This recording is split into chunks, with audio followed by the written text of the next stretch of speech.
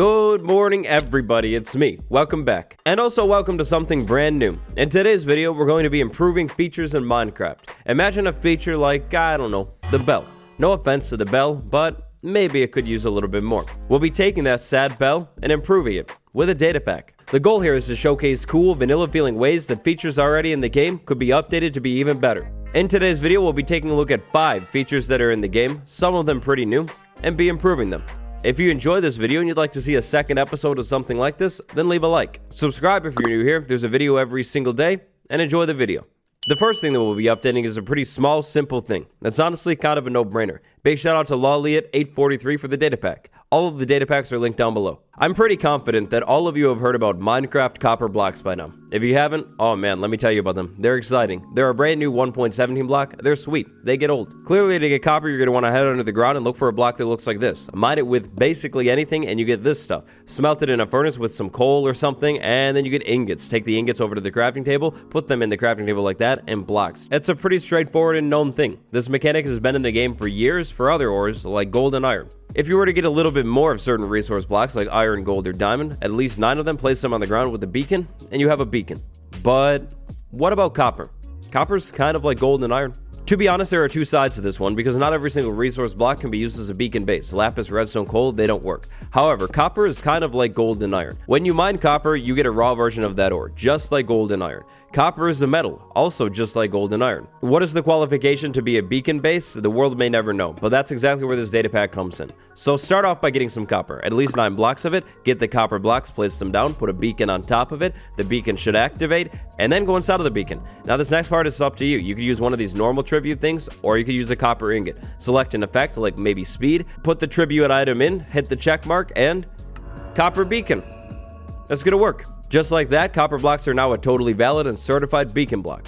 Pretty cool. Your next question probably has to do with cut copper. What about cut copper? Will that work? I've already cut all of my copper. That's all that I have. I'm so sorry. Well, good news for you. Cut copper definitely works too. You could use cut copper as a beacon base, and to make things even better than that, you can use oxidized copper as a beacon base, and oxidized copper that may have been waxed. Also, normal copper that may have been waxed. Literally all types of copper work as this.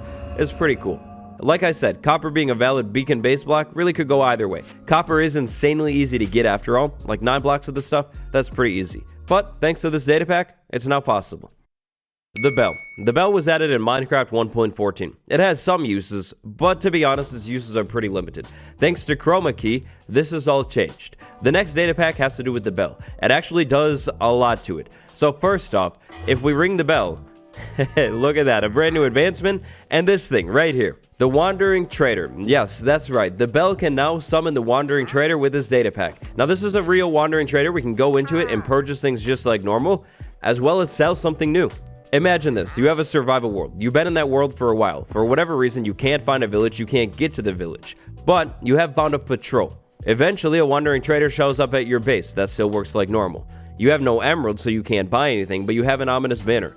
Well, now, you could actually trade that ominous banner to the Wandering Trader for some emeralds. Now, also, I don't know if you just noticed what happened in the background, but check this out. Watch what happens when the Wandering Trader shows up. Oh, that's right. There's a cooldown on this thing, too. You can't just sit there and repeatedly ring the bell, refresh the Wandering Trader. It's been balanced to fit into the vanilla game. There's a 5-minute cooldown. After the trader is gone, you're going to have to wait 5 minutes. You also will not be able to summon another Wandering Trader if there's a Wandering Trader within 48 blocks of the bell. When you're in the middle of a raid, ringing a bell will highlight all of the raiders. It's pretty cool. It's pretty useful if you're on Java Edition. Now, that's not the only thing that the bell can highlight. You might have noticed, but the bell will be able to highlight Wandering Traders. That's not the only thing that they'll be able to highlight, though. They will also highlight all types of zombies because they're kind of a big deal to villagers, and bats. And that bat one is huge. That bat one is actually really, really cool and huge. So let's say we have a cave right there. Bats spawn in caves. If I ring this bell, then the bats will get highlighted like that, and then we know there's a cave down there, which makes the bell insanely useful. Let's say this was my base and I was trying to entirely spawn-proof the thing. All that I would really need is a bell. Place it down, ring the bell, see if there are any bats spawning in the darkness inside of the caves, go down there, light the cave up. Problem solved. Mob farm works better. But let's say you wanted to ring the bell and not experience the Wandering Trader. Like you just wanted to hear the noise or check where the raiders are or whatever. Well, easy. Simple. All you have to do is crouch and ring the bell, and the trader won't be summoned. Let's see if we can get this to work. If I ring the bell, and the trader still doesn't want to do business. Fine.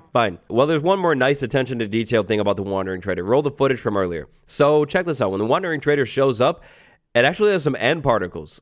Think about it in vanilla Minecraft. When the Wandering Trader shows up, it literally just spawns and starts making noise, and then when it's done, it just despawns. Sure, I guess it works. Other mobs do that too. But this data pack has made the biggest change in the world. When the Wandering Trader shows up and leaves, end particle effects and a noise will play to make it actually seem like the Wandering Trader is going somewhere. This is big brain stuff right here. Maybe I'm easily impressed, but it's beautiful. Perfection. It's so interesting. This series isn't about rating the data packs, but I have to say, if I was rating this data pack, 13 out of 10 easily. It's so cool. This is really well thought out, super polished. Chroma key, nice moves. This next pack, the next update, was created by 8th Division. So let's go back to that theory of this area being my base for a second. Crazily enough, believe it or not, I just found an Amethyst geode that generated here 100% naturally. Look at this thing. That's so rare. Which is actually kind of perfect, because for this next thing, we're going to need to set up a farm in an Amethyst geode. So obviously, as you would expect, inside of an Amethyst geode, Amethyst blocks, budding Amethyst. Now, I would want to give this thing some time. I've sped up the process. Here's some Amethyst shards right here. But yeah, usually I would set up a farm at this Amethyst geode. After I get my Amethyst shards, I'm going to need to get glass bottles. I've also set those up for myself already. And finally, after the glass bottles and the Amethyst shards, there's one more thing that we're going to need to find. That's actually going to be a smithing table. This next recipe starts inside of the smithing table. A glass bottle right there, an Amethyst shard right there, and we get one new thing. The recipe is 1-to-1. For one glass bottle, for one Amethyst shard, we get one Amethyst bottle. So far, it's pretty straightforward. An Amethyst bottle is kind of like a bottle of Amethyst. It looks like a glass bottle made out of Amethyst. But this is actually only the start of the recipe. It doesn't end there. On its own, the Amethyst bottle doesn't really do anything. If you played Minecraft 1.17 at all and gone down into the cave systems, found water, then there is the chance that you've seen a glow squid. Crazily enough, this glow squid just spawned right in front of me. It happened again. That's pretty wild and strange. We find the glow squid, we take the glow squid out, we get glowing sacks. The glowing sack is the next part and also basically the final part of this recipe. Inside of the crafting table, we're going to place one Amethyst bottle right there and a glowing sack above it to get one bottle of light. Also 1-to-1. For every single Amethyst bottle and glowing sack we put in here, we will get one bottle of light every time. It's survival balanced. This is my base. Right now, in its current state, it's insanely dangerous. At nighttime, clearly very, very dark. To make it a little bit safer, I would want to light it up. That's exactly where the bottle of light comes in. The bottle of light is actually amazing because it allows you to get a survival off limits item in survival mode. So take the bottle of light, use it on the ground, and there's light. There's light. Just like the name says, the bottle of light is literally a bottle of light. If I were to use this anywhere, a light source is placed down with a light level of 15. After these light sources are placed down, they're literally there. They're invisible. You can move right through them just like the normal light block. It's literally the light block in survival mode. But let's say maybe you didn't want them anymore. How would I remove them if they're invisible? Well, it's actually pretty simple, you see. To start the removal process, first we're going to need to get our hands on one more bottle of light. Once I get the bottle of light, I'm going to want to hold it. If I hold the bottle of light, the other light source blocks that I've already placed down actually pop back up. All that I need to do is get close to them. So there was one over here somewhere. If I hold this thing in my main hand, I can see it right there. After I've relocated my light source blocks, if I wanted to remove them, all that I'm going to need is one more empty Amethyst bottle, look at the ground where the light source block is, and use the bottle. The light source goes right back into the bottle. The thing is super easy to use. It's not too easy to get in survival mode, and it's insanely polished too. Check this out. When I pick this up, there's that whole sound and the particle effect. This feature is literally game ready. In most situations, the bottle of light and the light source might not be very useful. We do have things like torches and lanterns after all,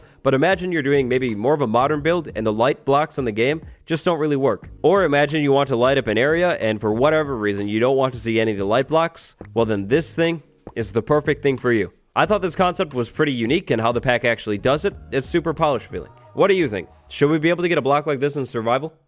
Some things in Minecraft are easier than other things. Some things in Minecraft are harder than other things. This next update is another update by Lolliot843. I don't think there has been one single moment ever that I've ever had the take that wither skeletons are just too easy. You see, some things in Minecraft get a little bit more easy the more you get geared up, like skeletons and zombies. Wither skeletons, they do technically get easier, but at any point in the game, early game, mid game, late game, they're always dangerous and annoying. I don't think I've ever had the take the wither skeletons are too easy. However, I know that it is a take. If that's your take, then this is the next update for you. If wither skeletons are too easy for you, maybe you're just too good, or you want something to be a little bit more difficult, maybe Wither skeletons with bows. Alright, so this one was a little bit more tricky to figure out. Down in the description, there's a link to this data pack. Then when you go to this data pack, you're looking for this spot right here. You see, with this data pack, there's a catch. It actually requires 2 data packs. So this is a data pack dependency. You're going to need to have both installed in your world if you want this to work. If you want this to work, I can't lie, you're kind of crazy. This is a challenge. Like, it's really, really tricky. Nether fortresses are already one of the most dangerous places in the entire game. I mean, they have skeletons, they have blaze, they have wither skeletons, and maybe even piglins too. How about a nether fortress with wither skeletons that sometimes spawn with bows, and these bows shoot one of the most dangerous type of arrow in the entire game. If you are lucky enough or unlucky enough to find a nether fortress with this update in the game, you're going to find wither skeletons that are way more strong, like by far. So usually the wither skeleton is dangerous, but only dangerous up close. You could keep it away from you, you're pretty much good. Now that's not the case. So the wither skeleton shoots a bow that shoots flaming arrows, no matter what, no matter the enchantment on the bow, and it shoots arrows to give you the wither too. The nice thing about this wither skeleton, if you can get up close, it literally only has a bow, but it's insanely dangerous. Very, very dangerous. Wither bad. Fire arrow, very, very bad. Combination. Yeah, very bad too. Now, good news, these new OP wither skeletons won't spawn every single time. Sometimes you'll find normal OG wither skeletons too. The normal wither skeletons are literally the normal skeletons. The ones with bows are wither skeletons with bows. They can all drop wither skeleton skulls still. And the new wither skeletons are like a million times more dangerous than the OG ones. The OG ones are bad, but the bow ones, yeah, the bow ones are even worse. Imagine this. You're setting up some kind of ultra hardcore mode. You throw this into the mix, find a nether fortress. It gets way more dangerous, like way more tricky to survive. To be honest, there's not too much else to say about this one. Wither skeletons that spawn with bows that shoot wither flame arrows. Dangerous. Pretty cool concept. Maybe a little unfair on easy difficulty, normal difficulty, but on hard? I mean, if this were ever actually added, I would probably regret saying this, but it seems like it could be really cool. It would definitely add a lot more challenge to the nether, specifically nether fortresses. Big shout out, TKKUNG, Kawaii Shark. Cool pack. The poor Minecraft goat, added in 1.17, definitely incomplete. I mean, it's a goat. It behaves cool, it screams, but what does it drop? If you were lucky enough to find one of these things in survival, you take it out for whatever reason, what does it drop? Well, nothing significant. Until now. This pack makes a gigantic improvement to goats. There is one condition though. For this one to work correctly, you're gonna need to have Optifine installed. With the addition of this pack, find a goat in the wild, take it out for whatever reason, and you get some items. If you're lucky, you'll get 2 goat horns and 1 piece of mutton. If you're not lucky, you'll get less. This is the goat horn right here. If I use the goat horn... that's the thing. So this pack makes a huge and nice upgrade to goats. They drop goat horns and mutton. However, the goat horn, it still doesn't really do anything. When it comes to mutton though, good news. The mutton, it does actually do something. It is a new food item that you can actually eat to refill health or hunger or whatever you're trying to do. You're gonna have to lose hunger first though. While I drain my hunger, take a look at this village. It's actually really, really interesting. It's right by world spawn in this world. It's a taiga village. It's technically starting in the taiga, I guess, but it goes into the plains biome. Like I said, right by world spawn in this world, it's pretty cool. It's like a gigantic village. It's really big. It goes from there, all the way over to there, all the way over to there. Yeah, big village, tons of villagers. And it causes a spruce tree to generate in the plains biome. Mildly interesting. So eventually, you're going to lose enough hunger to be able to eat the mutton. If you eat a piece of mutton, you will refill a grand total of 3 hunger hunches. It's not the best in the world, but it's also not bad at all. If you were curious about cooking mutton, do you have to cook it? Well, good news. That's the advantage with mutton. Mutton doesn't need to be cooked. It's just ready to go right off the bat. You won't get poisoning ever, and you literally cannot cook it. Like I'm using it on the campfire right now, it just doesn't work. Which brings up a pretty interesting point. I mean, logically, maybe all food should have to be cooked.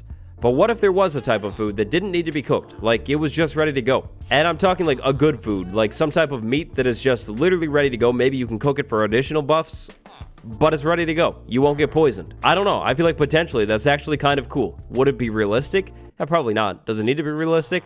Definitely not. Right now, the goats are unfinished. Minecraft 1.18 will definitely finish them off, but this pack does a nice job at doing it for now.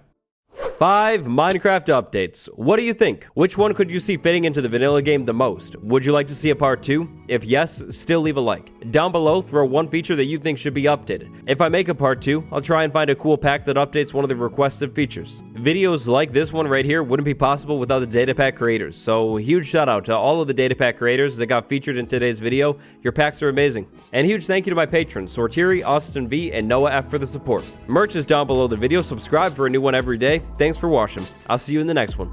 Goodbye.